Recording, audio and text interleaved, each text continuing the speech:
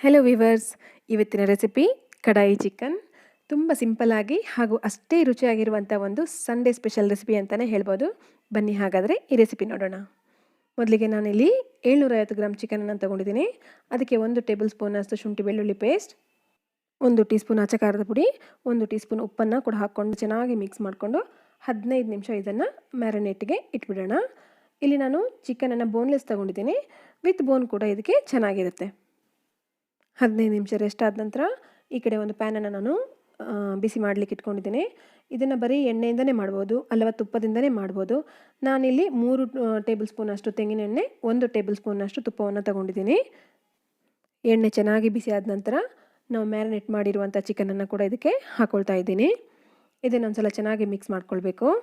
ಎಣ್ಣೆ ಸ್ವಲ್ಪ ಜಾಸ್ತಿ ಇದೆ ಅಂತ ನಿಮ್ಗೆ ಅನಿಸ್ಬೋದು, ಆದರೆ ಇಷ್ಟು ಬೇಕು, ಒಳ್ಳೆ ರುಚಿಯನ್ನು ಕೊಡುತ್ತೆ. ಇದೆಲ್ಲವನ್ನು ಒಂದ್ಸಲ ಚೆನ್ನಾಗಿ ಮಿಕ್ಸ್ ಮಾಡ್ಕೊಂಡಾದಮೇಲೆ ಇದಕ್ಕೆ ಒಂದು 4ರಿಂದ 5 ಬೆಳ್ಳುಳ್ಳಿಯನ್ನು ನಾನು ಫೈನಾಗಿ ಕಟ್ ಮಾಡಿಕೊಂಡು ಹಾಕ್ಕೊಂಡಿದ್ದೀನಿ. ಹಾಗೆಯೇ 1 ಇಂಚು ಶುಂಠಿಯನ್ನು ಕೂಡ ಸಣ್ಣಗೆ ಹಚ್ಕೊಂಡು ಹಾಕ್ಕೊಂಡಿದ್ದೀನಿ. ಇದನ್ನು ಕೂಡ ಒಂದ್ಸಲ ಚೆನ್ನಾಗಿ ಮಿಕ್ಸ್ ಮಾಡ್ಕೊಳ್ತಾ ಇದ್ದೀನಿ.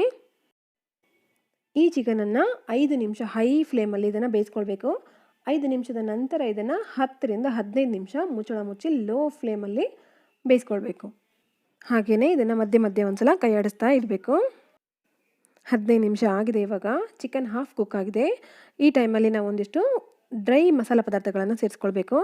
ಒಂದು ಹಳದಿ ಪುಡಿ ಅರ್ಧ ಚಮಚ, ಕೊತ್ತಂಬರಿ ಪುಡಿ 1 ಟೇಬಲ್ ಸ್ಪೂನಷ್ಟು, ಜೀರಿಗೆ ಪುಡಿ 1 tea spoon, Kashmiri chilli powder 1 tea spoon, ಕಡಾಯಿ ಮಸಾಲ ಕೂಡ 1 ಟೇಬಲ್ ಸ್ಪೂನಷ್ಟು ನಾನಿಲ್ಲಿ ಹಾಕ್ಕೊಂಡಿದ್ದೀನಿ. ಇದನ್ನೆಲ್ಲವನ್ನು ಒಂದ್ಸಲ ಚೆನ್ನಾಗಿ ಮಿಕ್ಸ್ ಮಾಡ್ಕೊಳ್ಬೇಕು.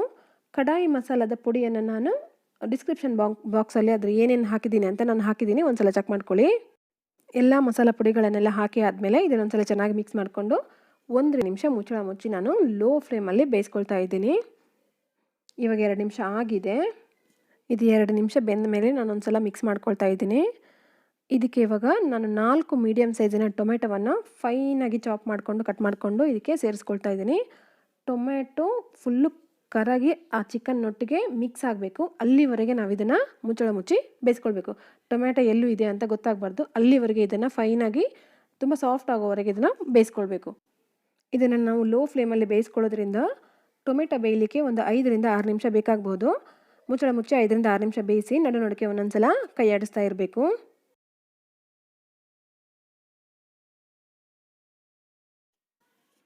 ಆಲ್ರೆಡಿ 5ರಿಂದ 6 ನಿಮಿಷ ಆಗಿದೆ.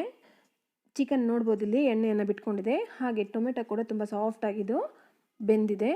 ಈ ಸ್ಟೇಜಲ್ಲಿ ನಾವು ಒಂದ್ಸಲ ಕನ್ಸಿಸ್ಟೆನ್ಸಿಯನ್ನು ಸೆಟ್ ಮಾಡ್ಕೊಳ್ಬೇಕಾಗತ್ತೆ. ಅದಕ್ಕೋಸ್ಕರ ನಾನಿಲ್ಲಿ 1 ಗ್ಲಾಸ್ನಷ್ಟು ಅಂದರೆ 200 ml ಅಷ್ಟು ನೀರನ್ನು ಬಿಸಿ ಮಾಡಿ ಇದಕ್ಕೆ ಹಾಕ್ಕೊಳ್ತಾ ಇದ್ದೀನಿ. ಇಲ್ಲಿ 200 ml ನೀರು ಹಾಕೋದ್ರಿಂದ ಕನ್ಸಿಸ್ಟೆನ್ಸಿ ತಿಕ್ಕಾಗಿ ಬರುತ್ತೆ. ಬೇಡ ಆದರೆ ನೀವು ನಿಮಗೆ ಎಷ್ಟು ಅಳತೆ ನೀರು ಬೇಕೋ ಅಷ್ಟನ್ನು ಹಾಕ್ಕೊಂಡು ಕನ್ಸಿಸ್ಟೆನ್ಸಿನ ಅಡ್ಜಸ್ಟ್ ಮಾಡ್ಕೊಳ್ಳಿ.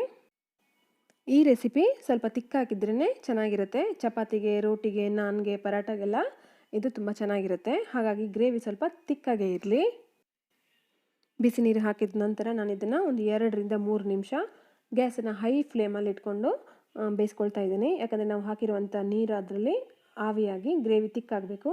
ನೀವು ಇಲ್ಲಿ ನೋಡ್ಬೋದು, ಆಲ್ಮೋಸ್ಟ್ ಗ್ರೇವಿ ಸ್ವಲ್ಪ ತಿಕ್ಕಾಗಿದೆ. ಈ ಸ್ಟೇಜಲ್ಲಿ ಇದು ತಿನ್ನಾಗೇ ಇದೆ.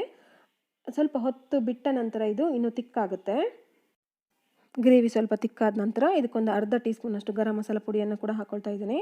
ಇದನ್ನು ಕೂಡ ಒಂದ್ಸಲ ಚೆನ್ನಾಗಿ ಮಿಕ್ಸ್ ಮಾಡಿಕೊಂಡು ಇದಕ್ಕೆ ಒಂದು ಅರ್ಧ ಕಪ್ಪಷ್ಟು ಮೊಸರನ್ನು ಒಂದ್ಸಲ ಹ್ಯಾಂಡ್ ವಿಸ್ಕರ್ನಿಂದ ಒಂದ್ಸಲ ಬೀಟ್ ಮಾಡಿ ಹಾಕ್ಕೊಳ್ತಾ ಇದ್ದೀನಿ. ಹಾಗೆಯೇ 2 ಟೇಬಲ್ ಸ್ಪೂನ್ನಷ್ಟು ಫ್ರೆಶ್ ಕ್ರೀಮನ್ನು ಕೂಡ ಹಾಕ್ಕೊಳ್ತಾ ಇದ್ದೀನಿ.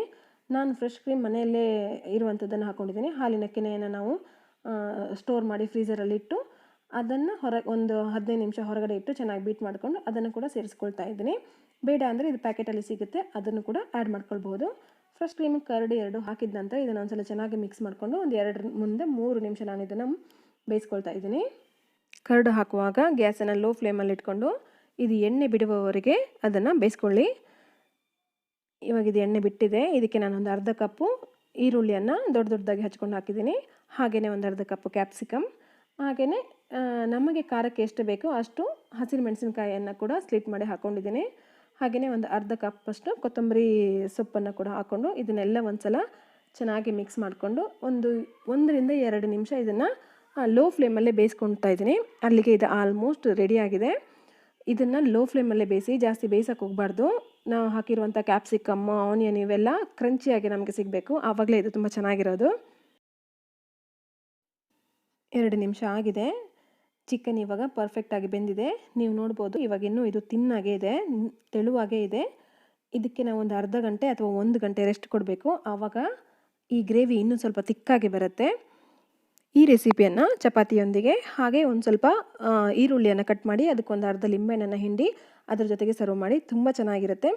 ಇವತ್ತಿನ ವಿಡಿಯೋ ಇಷ್ಟ ಆಗಿದ್ದಲ್ಲಿ ಒಂದು ಲೈಕ್ ಮಾಡಿ, ಹಾಗೆ ಯಾರೆಲ್ಲ ಸಬ್ಸ್ಕ್ರೈಬ್ ಮಾಡಿಲ್ಲ ಮಾಡ್ಕೊಳ್ಳಿ ಅಂತ ಹೇಳ್ತಾ ಮತ್ತೆ ಇಂಟ್ರೆಸ್ಟಿಂಗ್ ವಿಡಿಯೋ ಜೊತೆಗೆ ಸಿಗ್ತೇನೆ. ಅಲ್ಲಿವರೆಗೆ ನಾನು ಪೂರ್ಣಿಮಾ ಶೆಟ್ಟಿ, ಗುಡ್ ಫುಡ್. ಧನ್ಯವಾದಗಳು.